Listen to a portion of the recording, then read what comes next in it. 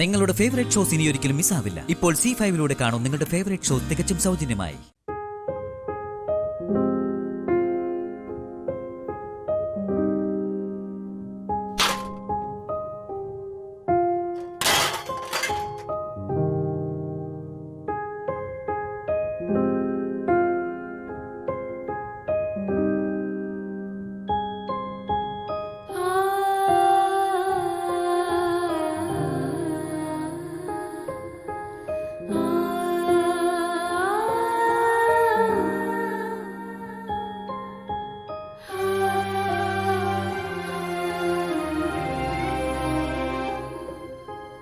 മോളെ,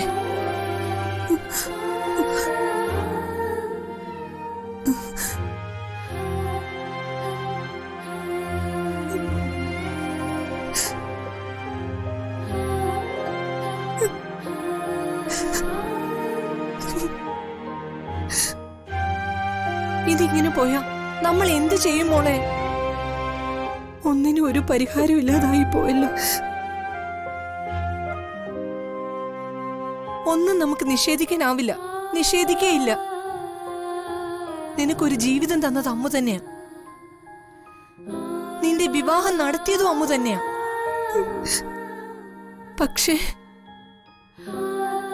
അവള് തന്നെ നിനക്ക് തന്നതെല്ലാം തിരിച്ചെടുക്കുകയല്ലേ മോളെ?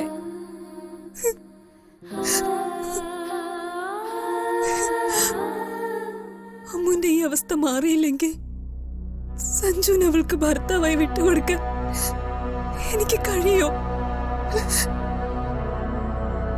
അവളെ ഇവിടെ നിന്നൊന്നും മാറ്റി നിർത്താൻ പോലും ഇവിടെ ഉള്ളൊരു താല്പര്യം കാണിക്കുന്നില്ലല്ലോ. അതുകൊണ്ട് എന്ത് പ്രയോജനമുള്ളത്? ആ ശല്യം ഇവിടെ നിന്ന് ഒഴിഞ്ഞു പോവില്ലേ? അവളെ എവിടെ കൊണ്ട് നിർത്തിയാലും ഭർത്താവെന്നും പറഞ്ഞ് അവള് സഞ്ജുവിന്റെ അടുത്തേക്ക് തിരിച്ചു വരും. ജീവൻ തന്നാലും ജീവിതം തന്നാലും ഒരു പെണ്ണിന്റെ ഭർത്താവിന് അവളിൽ നിന്ന് അടർത്തി മാറ്റാനോ പിരിക്കാനോ ആര് ശ്രമിച്ചാലും അവര് ശത്രു തന്നെയാ. അത് പ്രകൃതി നിയമം തന്നെയാ. താലികെട്ടിന് മുമ്പേ അമ്മുന് ഈ പ്രശ്നങ്ങൾ ഉണ്ടായിരുന്നെങ്കിൽ ഞാൻ നിന്റെ വിവാഹം നടത്തില്ലായിരുന്നു. സഞ്ജുന് അവളെ എങ്ങനെ ഭാര്യയെ അംഗീകരിക്കാൻ കഴിയും? അമ്മ ഭർത്താവെന്നും പറഞ്ഞ് സഞ്ജുന്റെ പിന്നിൽ നടക്കുന്നത് സഹിക്കാം. പക്ഷെ ലക്ഷ്മി പൂജ നടത്തുന്നതോ? താലി കെട്ടിയ പെണ്ണ് ആ പൂജ നടത്തിയാലേ ഫലം ഉണ്ടാവും. സഞ്ജുന്റെ അമ്മയ്ക്ക് അത് നന്നായിട്ട് അറിയാം. എന്നിട്ടും അവരവളെ പിന്തിരിപ്പിച്ചില്ല. ശ്രീദേവി അത് ചെയ്യില്ല. പഴയ കഥകളെല്ലാം നിന്നെ ഓർത്ത് ഞാൻ മറന്നു കളഞ്ഞതാ. എന്നെ കൊണ്ട് അതൊക്കെ വീണ്ടും ചെകഞ്ഞെടുക്കാതിരുന്നാ ശ്രീദേവിക്ക് നല്ലത്. കാഞ്ചന പഴയ കാഞ്ചനയായ ആരുടെ ഉപദേശവും പിന്നെ ഞാൻ കേക്കില്ല. ചെയ്ത് കാണിക്കും. അതാ കാഞ്ചന. തെറ്റ് നമ്മുടെ ഭാഗത്ത് തന്നെയാ കൂടുതലും. അമ്മുനെ വലിച്ച് തലേ കേട്ടിയത് നീയാ. ഇവിടെ എനിക്കൊന്ന് പൊട്ടിത്തെറിക്കാൻ പോലും കഴിയാതെ പോകുന്നത് അതുകൊണ്ടാ.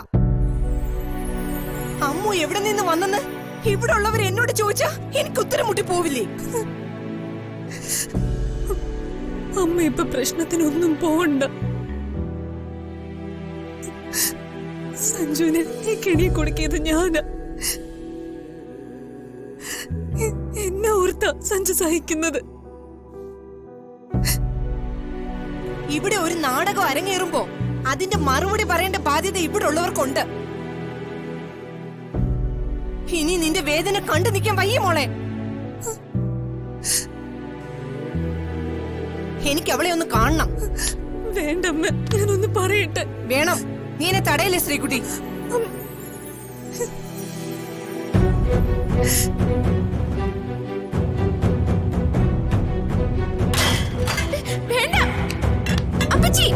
അവിടെ ഒരു പൂജ. അപ്പച്ചി മഹാപാപം ചെയ്യല്ലേ. വേണ്ട അപ്പച്ചി. നാണോ മാനോ ഇല്ലാത്തവളെ, ഇറങ്ങി പോടി. ഈ വീട്ടിൽ ഇനി നിന്നെ കൊണ്ടുപോകരുത്. സഞ്ജുവിന് വേണ്ടി ലക്ഷ്മി പൂജ നടത്താൻ നീ അവന്റെ ആരാടി? എന്റെ അല്ലാതെ പിന്നെ ആരാ പൂജ നടത്തുക? ഭർത്താവോ? അവൻ എങ്ങനെ നിന്റെ ഭർത്താവായിടി?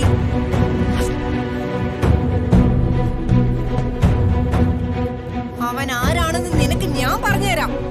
സഞ്ജു. വല്യപ്പച്ചി, സഞ്ജുട്ടാ, അപ്പച്ചീനെ ഒന്നും പറയരുത്. പറയാതിരുന്നതാ കാര്യങ്ങൾ ഇതുവരെ കൊണ്ടുവന്ന് എത്തിച്ചത്. ഇനി ഞാൻ ഇത് അംഗീകരിച്ചു തരില്ല. വല്യപ്പച്ചി വിഷയം ആളി കത്തിക്കാതെ ഒന്ന് ഇറങ്ങി പോകുന്നുണ്ടോ? ഇവളീ കാണിക്കുന്നൊക്കെ നീയും കൂടെ അംഗീകരിച്ചു കൊടുക്കുകയാണോ? എനിക്കത് അറിയണം. വല്യപ്പച്ചി എല്ലാം അറിഞ്ഞു വെച്ചോണ്ട് വല്യപ്പച്ചിക്ക് എങ്ങനെ ഇവളെ വേദനിപ്പിക്കാൻ കഴിയുന്നു? ലച്ചുവിനെ സങ്കടപ്പെടുത്തുന്ന വിധം ഇനി ഒന്നും പറയരുത്. സഞ്ജുട്ടാ,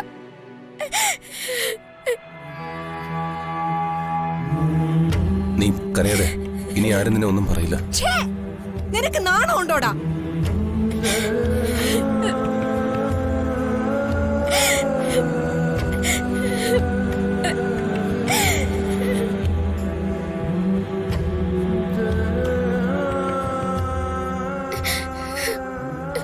സഞ്ജുട്ടാ, എന്നോട് വെറുപ്പ് തോന്നരുത്.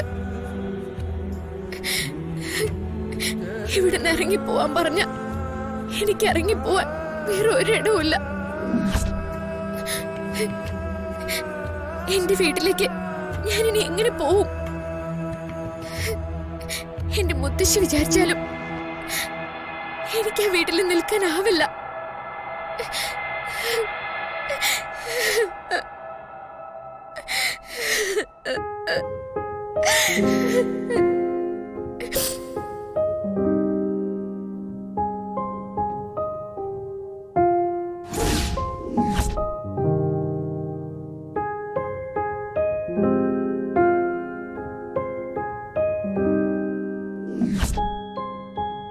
നീ എങ്ങും പോകുന്നില്ല.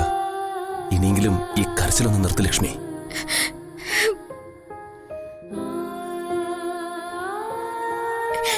സ്നേഹം കാണിക്കുന്നവരെ പോലും എനിക്കിപ്പോ പേടിയാ സഞ്ജുവേട്ടാ.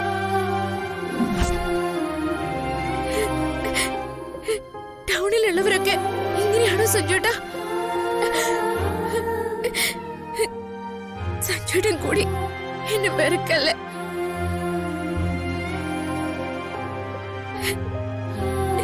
എങ്കിലെനിക്ക് മരിച്ചു കളയാനേ പറ്റൂ. പിന്നെ ഞാൻ ഒരിക്കലും ജീവിച്ചിരിക്കില്ല.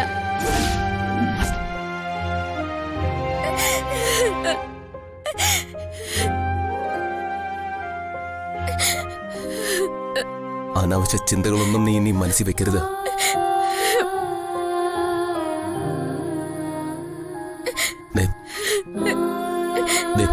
നോക്ക്, എനിക്ക് നിന്നോട് ഒരു ദേഷ്യവുമില്ല.